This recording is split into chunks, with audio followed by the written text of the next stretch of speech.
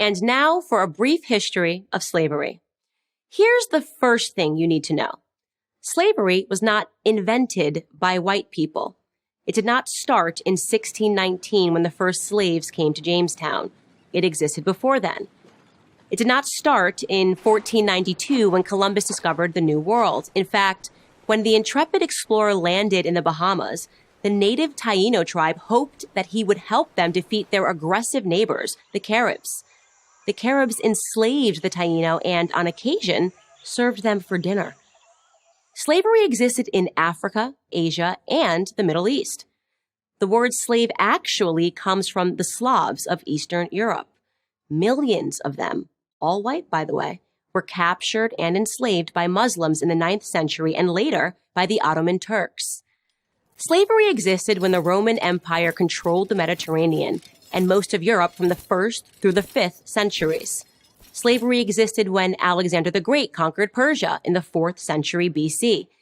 It was so common that Aristotle simply considered it natural. The slave-master model was just how the world operated in the great philosopher's day. Slavery existed during the time of the ancient Egyptians 5,000 years ago. As far back as we can go in human history, we find slavery. As renowned historian John Steele Gordon notes from time immemorial, slaves were a major item of commerce. As much as a third of the population of the ancient world was enslaved. Here's the second thing you need to know.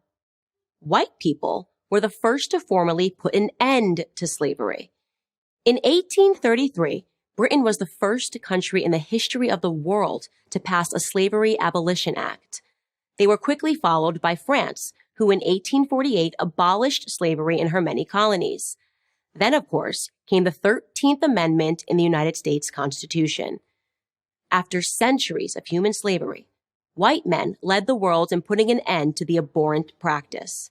That includes the 300,000 Union soldiers, overwhelmingly white, who died during the Civil War. Now, am I saying that this makes white people better than anyone else? Of course not. My purpose here is to simply tell the truth, and the truth is that human history is complicated. No one, regardless of skin color, stands guiltless. Yet today we are never told to consider the murderous Persian Empire or the cannibalism of indigenous tribes of North and South America or the heinous actions under the imperialistic Muslim, Chinese, Mongol, or Japanese empires, to name just a few. Instead, we're told that slavery is a white phenomenon. And like all persistent lies, this lie spawns a bunch of other lies. On social media, I come across extraordinary depictions about how Africans lived like pharaohs before Europeans came and laid waste to their paradise. I wish any of this were true, but it's not. It's a fantasy. The truth is that Africans were sold into slavery by other Black Africans, and in many cases, sold for items as trivial as gin and mirrors. Whites didn't go into the interior and round up the natives. They waited on the coast for their Black partners to bring them Black bodies.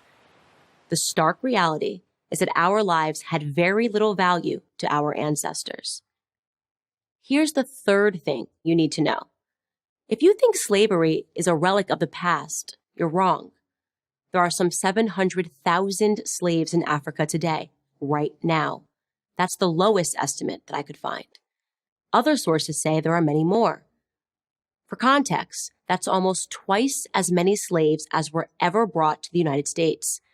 Child soldiers, human trafficking, forced labor, these are the conditions that currently exist within the same sub-Saharan region where the transatlantic slave trade originated. African bodies are being sold today like they were sold then, and no, they are not being purchased by any country of white men. In fact, slavery, by any traditional definition, is exclusively practiced today within non-white countries. But we hear almost nothing about that. Just like we hear nothing about how slavery was universal until good people in Europe and America ended it 2 centuries ago. Why? Because our so-called leaders, Black and white, wouldn't profit from it. Black victimhood is nothing if not profitable. It elects politicians and funds racial grievance groups. And if Black Americans began to view themselves as partners in the American dream, if we embraced the patriotic spirit that holds all men are created equal, the patriotic spirit that is our real heritage, then the race hustlers would soon be out of business. And who wants that? I'm Candace Owens, author of Blackout for Prager University.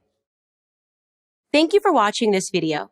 To keep PragerU videos free, please consider making a tax-deductible donation.